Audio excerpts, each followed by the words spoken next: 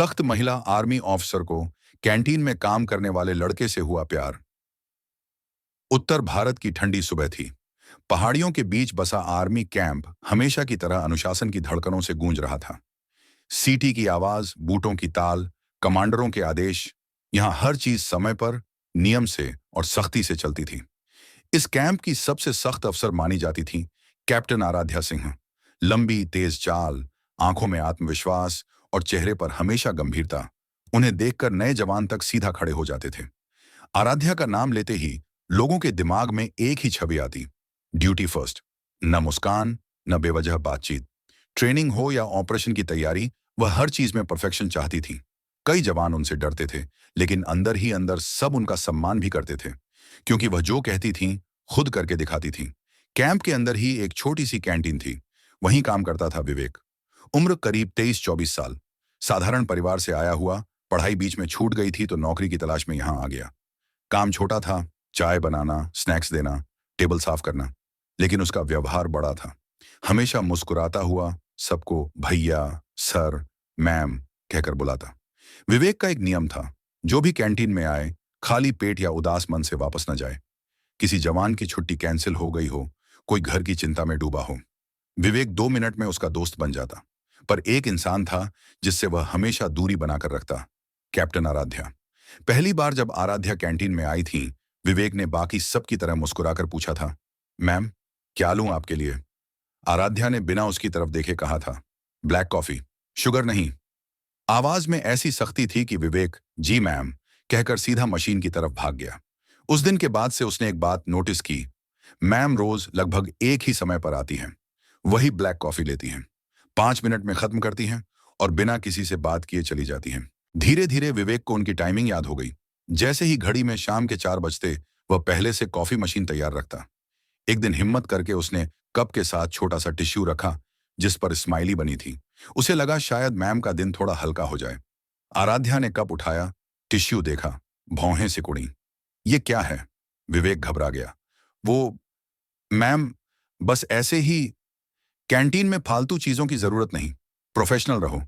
जी ma'am, sorry ma'am. उस दिन के बाद विवेक ने फिर कभी ऐसी कोशिश नहीं की। लेकिन उसने एक और चीज नोटिस की, मैम जितनी बाहर से सख्त थीं, अंदर कहीं बहुत थकी हुई भी लगती थीं। उनकी आंखों के नीचे हल्के काले घेरे, हाथ में हमेशा फाइलें और कभी कभी दूर कहीं खोई हुई नजर। एक रात कैंप में अलर्ट लग गया। पास के इलाके में संदिग्ध हलचल की खबर थी। पूरी यूनिट एक्टिव मोड में आ गई। आराध्या लगातार 24 घंटे ड्यूटी पर थीं।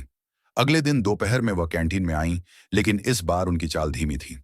विवेक ने देखा, चेहरे पर थकान साफ थी। Ma'am, coffee?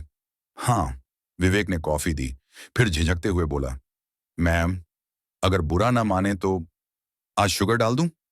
थोड़ा एनर्जी मिल जाएगी। आराध्या ने पहली बार उसकी आंखों में देखा, न गुस्सा न सख्ती, बस थकान। तुम डॉक्टर हो? विवेक हल्का सा मुस्कुराया। नहीं मैम, बस घर में माँ को ऐसे ही जबरदस्ती मीठा पिला देता हूं जब वो बहुत थक जाती हैं। 2 सेकंड की चुप्पी रही। फिर आराध्या ने बहुत हल्की आवाज में कहा, आधा चम्मच। विवेक के चेहरे पर ऐसी खुशी आई जैसे उसे मेडल मिल गया हो। उसने जल्दी से कॉफी बनाई। उस दिन पहली बार आराध्या ने कॉफी धीरे धीरे पी। जाते जाते उन्होंने बहुत हल्का सा सिर हिलाया, जैसे बिना शब्दों के धन्यवाद कहा हो। विवेक पूरे दिन खुश रहा। उसके बाद से उनके बीच छोटी छोटी बातें होने लगीं। मैम, आज बहुत ठंड है, सूप ले लीजिए। मैम, आज आपकी यूनिट की टीम जीती है ना? बधाई। मैम, आज आप बहुत थकी लग रही हैं। आराध्या कभी लंबा जवाब नहीं देती थी, लेकिन अब वह उसे पूरी तरह अनदेखा भी नहीं करती थी। एक दिन कैंप में स्पोर्ट्स इवेंट था। जवान हंस रहे थे, खेल रहे थे। विवेक भी दूर खड़ा देख रहा था। तभी कुछ जवान मजाक में उसे मैदान में खींच लाए। अरे कैंटीन वाले, तू भी भाग ले रेस में। विवेक हंसते हंसते दौड़ पड़ा। वह बहुत तेज तो नहीं था, लेकिन पूरी कोशिश कर रहा था। अचानक उसका पैर फिसला और वह गिर गया। घुटने से खून निकल आया। लोग हंसते हुए पास आए, पर तभी एक सख्त आवाज गूंजी, स्टैंड बैक। सब हट गए। कैप्टन आराध्या खुद झुककर उसके पास बैठ गई। मेडिकल किट लाओ। विवेक हक्का बक्का उन्हें देख रहा था। मैम, मैं ठीक हूं, चुपचाप बैठो। उन्होंने खुद उसके घुटने पर दवाई लगाई, पट्टी बांधी। हाथ सख्त थे, लेकिन स्पर्श बहुत संभल कर। आसपास खड़े जवान एक दूसरे को देख रहे थे। कैंप की सबसे सख्त अफसर एक कैंटीन वाले लड़के की चोट पर ऐसे झुकी हैं जैसे जैसे कोई अपना हो। दौड़ने की जरूरत किसने बोली थी? उन्होंने हल्का डांटते हुए कहा। विवेक मुस्कुराया। मैम, जवान लोग खींच लाए, सोचा आज मैं भी सोल्जर बन जाऊं।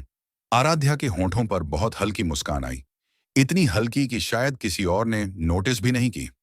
उस दिन के बाद कैंप में कानाफूसी शुरू हो गई। कैप्टन मैम ने खुद पट्टी बांधी। वो लड़का कुछ खास है क्या? नहीं यार, मैम ऐसी नहीं है। आराध्या को भी ये बातें सुनाई दी। अगले दिन उन्होंने कैंटीन आना कम कर दिया। कभी ऑर्डर भिजवा देती, कभी आती ही नहीं। विवेक समझ गया, लोगों की बातें उन्हें परेशान कर रही हैं। एक शाम वह खुद कैंटीन के बाहर खड़ा था। जैसे ही आराध्या वहां से गुजरी, उसने सलाम किया। Good evening ma'am. वह रुकी। तुम्हें समझ नहीं आता? अपनी सीमा में रहो, यहां दोस्ती वोस्ती नहीं चलती। विवेक ने सिर झुका लिया। जी मैम, मैंने कुछ गलत नहीं सोचा था। बस इंसानियत में यही प्रॉब्लम है, यहां हर चीज की एक लाइन होती है। वह चली गई। विवेक देर तक वहीं खड़ा रहा। उसे पहली बार एहसास हुआ, दिल तो कब का उनकी तरफ झुक गया है, लेकिन उनकी दुनिया और उसकी दुनिया अलग है। उधर आराध्या भी अपने कमरे में बेचैन थी। उन्हें खुद पर गुस्सा आ रहा था। एक साधारण लड़के की बातों से, उसकी फिक्र से क्यों दिल नरम पड़ रहा है? उन्होंने जिंदगी में हमेशा भावनाओं को ड्यूटी से नीचे रखा था, फिर अब क्यों? रात को अचानक कैंप में इमरजेंसी कॉल आया। पास के गांव में लैंडस्लाइड हुआ था। सिविलियन फंसे थे। रेस्क्यू टीम तुरंत रवाना हुई और टीम लीड कर रही थी कैप्टन आराध्या। कैंटीन के बाहर खड़ा विवेक बस दूर जाती गाड़ियों को देखता रहा। उसे पता नहीं था क्यों, लेकिन दिल में अजीब सी बेचैनी थी। उसे बिल्कुल अंदाजा नहीं था कि ये मिशन, ये रात और आने वाले कुछ घंटे उसकी और कैप्टन आराध्या की जिंदगी हमेशा के लिए बदलने वाले थे। और वही पल पूरी यूनिट को सच में हैरान कर देगा। कहानी अब उस मोड़ पर पहुंच रही थी जहां भावनाएं और फर्ज आमने सामने खड़े थे। रात का अंधेरा गहरा था। पहाड़ी रास्तों पर फिसलन, ऊपर से हल्की बारिश। रेस्क्यू गाड़ियां मुश्किल से आगे बढ़ रही थीं। कैप्टन आराध्या आगे वाली जीप में थीं, रेडियो पर लगातार संपर्क बनाए हुए। टीम अल्फा, बाएं वाले ढलान को कवर करो। Team Bravo, medical kit ready रखो। उनकी आवाज हमेशा की तरह मजबूत थी, लेकिन अंदर बेचैनी थी। क्यों?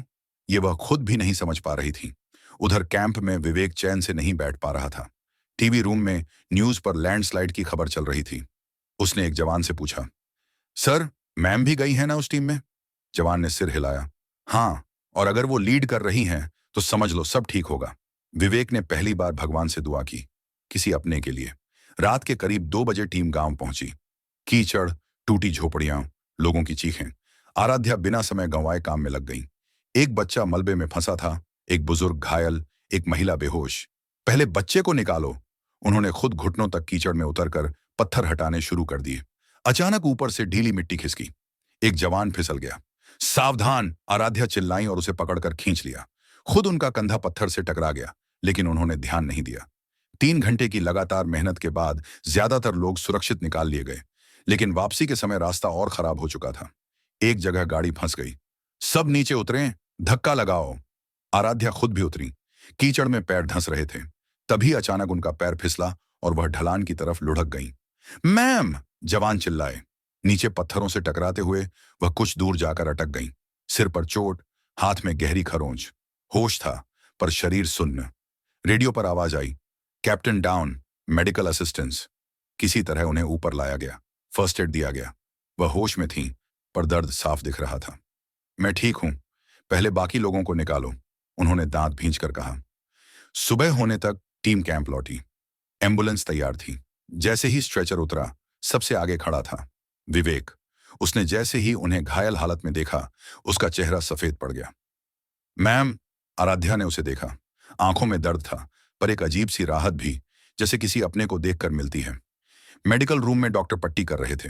बाहर विवेक बेचैनी से टहल रहा था। एक नर्स ने कहा, तुम कौन हो? मैं कैंटीन में काम करता हूं। रिश्तेदार? वह चुप हो गया। जवाब नहीं था। थोड़ी देर बाद उसे अंदर जाने दिया गया।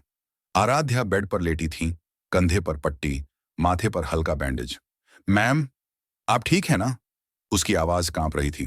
तुम यहां क्या कर रहे हो? कैंटीन बंद है क्या? उन्होंने हल्का सा मजाक किया, जो वो आमतौर पर कभी नहीं करती थी। विवेक की आंखें भर आईं। आपको कुछ हो जाता तो? वह चुप हो गया। आराध्या उसे देखती रही। पहली बार उन्हें समझ आया, यह सिर्फ हमदर्दी नहीं है, ये वो फिक्र है जो दिल से आती है। विवेक, उन्होंने धीरे से कहा, तुम्हें डर लगा था? उसने तुरंत सिर हिलाया। बहुत। कमरे में कुछ पल खामोशी रही। बाहर से मॉनिटर की बीप की आवाज आ रही थी। मुझे भी लगा था कि शायद मैं वापस कैंप नहीं आ पाऊं, आराध्या ने कहा। विवेक ने घबरा कर कहा, ऐसा मत बोलिए मैम। पर एक बात समझ आई। उन्होंने उसकी तरफ देखते हुए कहा, जिंदगी सिर्फ ड्यूटी नहीं होती, कभी कभी कुछ लोग उसे जीने लायक बनाते हैं। विवेक कुछ समझा, कुछ नहीं, लेकिन दिल जोर से धड़क रहा था। उसी वक्त दरवाजे पर दो अफसर खड़े थे।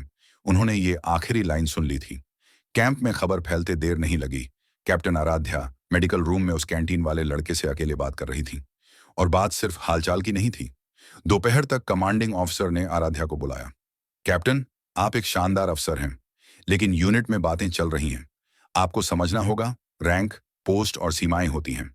आराध्या चुप रही। क्या आपके और उस लड़के के बीच कुछ है? सीधा सवाल था। कुछ सेकंड की चुप्पी।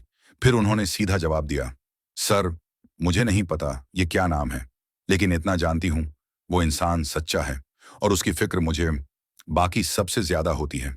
कमरे में सन्नाटा छा गया। शाम तक ये बात पूरी यूनिट में फैल चुकी थी। कैंटीन के बाहर खड़ा विवेक समझ ही नहीं पा रहा था कि लोग उसे अजीब नजरों से क्यों देख रहे हैं। तभी एक जवान आया, मुस्कुराते हुए बोला, ओ हीरो, तूने तो कमाल कर दिया। क्या? पूरी यूनिट की सबसे सख्त मैम तेरे लिए खड़ी हो गई। विवेक के हाथ से कप गिरते गिरते बचा। उसे बिल्कुल अंदाजा नहीं था, आराध्या ने उसके लिए सिर्फ दिल ही नहीं, अपने करियर की शांति भी दांव पर लगा दी है। और आगे जो होने वाला था, वो सच में पूरी यूनिट को हिला देने वाला था। कैंप में माहौल बदल चुका था। पहले जहां कैप्टन आराध्या का नाम सुनते ही लोग सीधे खड़े हो जाते थे, अब उसी नाम के साथ फुसफुसाहट भी जुड़ गई थी। कोई खुलकर कुछ नहीं कहता, लेकिन सब जानते थे, मैम ने अपने दिल की बात छिपाई नहीं। विवेक के लिए यह सब किसी तूफान से कम नहीं था। वह वहीं था, सुबह चाय बनाना, टेबल साफ करना, जवानों से हंसी मजाक करना। लेकिन अब हर नजर में सवाल था। कुछ लोग मुस्कुरा देते, कुछ ताना मारते, कुछ बस हैरानी से देखते। एक शाम वह चुपचाप कैंटीन बंद कर रहा था कि पीछे से आवाज आई, डर रहे हो? वह पलटा। सामने कैप्टन आराध्या थी। अब वह ठीक हो चुकी थी, कंधे की पट्टी हट चुकी थी, लेकिन चेहरे पर पहले से अलग नरमी थी। नहीं मैम, बस समझ नहीं आ रहा। यह सब मेरी वजह से तो नहीं, विवेक ने धीमे से कहा। आराध्या उसके सामने आकर खड़ी हो गई। फौज में हर फैसले की जिम्मेदारी अफसर की होती है। यह भी मेरा फैसला है, तुम खुद को दोष मत दो। लेकिन आपका करियर, वह हल्का सा मुस्कुराई, करियर मैंने बनाया है, और अगर एक सच्चे इंसान से रिश्ता रखने से वो हिल जाता है, तो फिर उसे इतना मजबूत भी नहीं था। विवेक पहली बार उनकी आंखों में सीधे देख पाया। मैम, मैं आपकी दुनिया का नहीं हूं, तो क्या हुआ? तुम इंसान हो और अच्छे हो। मेरी दुनिया को शायद इसी की जरूरत थी। उनकी बातों के बीच कोई फिल्मी रोमांस नहीं था, बस सच्चाई थी, सीधी और साफ। लेकिन मामला यहीं खत्म नहीं हुआ। कुछ दिनों बाद हेडक्वार्टर से एक सीनियर अधिकारी निरीक्षण पर आए। उन्हें यूनिट की अनुशासन रिपोर्ट मिली थी, जिसमें ऑफिसर और सिविलियन स्टाफ के बीच निजी संबंध वाली लाइन भी थी। पूरी यूनिट परेड ग्राउंड में खड़ी थी। आराध्या सामने रिपोर्ट दे रही थी। सीनियर अधिकारी ने सख्त आवाज में पूछा, कैप्टन, क्या आपको पता है कि इस तरह की नजदीकियां यूनिट के अनुशासन पर सवाल खड़े करती हैं? Yes sir. फिर भी आपने इसे जारी रखा? आराध्या ने बिना झिझक कहा, सर, मैंने कभी अपनी ड्यूटी में कमी नहीं आने दी। Mission record, training score, rescue operation, सब आपके सामने हैं। अगर एक अफसर अपना काम पूरी ईमानदारी से कर रहा हो, तो उसकी निजी जिंदगी को क्या पूरी तरह गलत माना जाना चाहिए? ग्राउंड में सन्नाटा था। अधिकारी ने अगला सवाल किया, वो लड़का कहाँ है? विवेक पीछे खड़ा था। एक जवान ने उसे आगे धक्का दिया। वह घबराते हुए सलाम की मुद्रा में खड़ा हो गया, जैसे उसे करना भी नहीं आता। नाम? With Vivek sir. तुम्हें पता है तुम किसके बारे में बात हो रही है? यस सर, पर मैंने कभी मैम को उनके काम से रोकने की कोशिश नहीं की। मैं बस उनका सम्मान करता हूं, बहुत। उसकी आवाज कांप रही थी, लेकिन शब्द सच्चे थे। सीनियर अधिकारी ने कुछ पल दोनों को देखा, एक सख्त लेकिन ईमानदार अफसर और एक साधारण लड़का जिसकी आंखों में डर से ज्यादा सच्चाई थी। उन्होंने धीरे से कहा, आर्मी अनुशासन पर चलती है, लेकिन आर्मी इंसानों से बनती है। कैप्टन, जब तक आपकी प्रोफेशनल परफॉर्मेंस ऐसी ही रहेगी, मुझे आपके निजी फैसलों से दिक्कत नहीं होनी चाहिए। लेकिन याद रखिए, यूनिट की गरिमा पहले। Yes sir. आराध्या की आवाज पहले से ज्यादा मजबूत थी। पूरा ग्राउंड जैसे एक साथ सांस छोड़ता है। उस दिन के बाद फुसफुसाहट कम होने लगी। जवानों ने देखा, मैम वही हैं। सुबह की दौड़ में सबसे आगे, फायरिंग रेंज में सबसे सटीक, और ऑपरेशन प्लान में सबसे तेज दिमाग। फर्क बस इतना था, अब कभी कभी कैंटीन के कोने वाली टेबल पर बैठकर वह चुपचाप चाय भी पी लेती थी। एक दिन एक जवान ने मजाक में विवेक से कहा, भाई तू तो भाग्यशाली निकला, हमारी शेरनी मैम को हंसाना कोई आसान काम नहीं। विवेक मुस्कुराया, मैंने कुछ खास नहीं किया, बस उन्हें इंसान की तरह देखा, अफसर की तरह नहीं। दूर खड़ी आराध्या ने यह बात सुन ली। उनके चेहरे पर वही हल्की, दुर्लभ मुस्कान आ गई। समय बीतता गया, रिश्ता धीरे धीरे सबकी आदत बन गया। अब वह गॉसिप नहीं, कहानी था। एक ऐसी कहानी जो कैंप में नए आने वालों को सुनाई जाती। हमारी यूनिट की सबसे सख्त मैम, हाँ वही, उन्हें प्यार हुआ था और उन्होंने छिपाया नहीं। और सच में जो आगे हुआ उसने पूरी यूनिट को हैरान इसलिए किया था क्योंकि उन्होंने पहली बार देखा था कि वर्दी के अंदर भी दिल धड़कता है।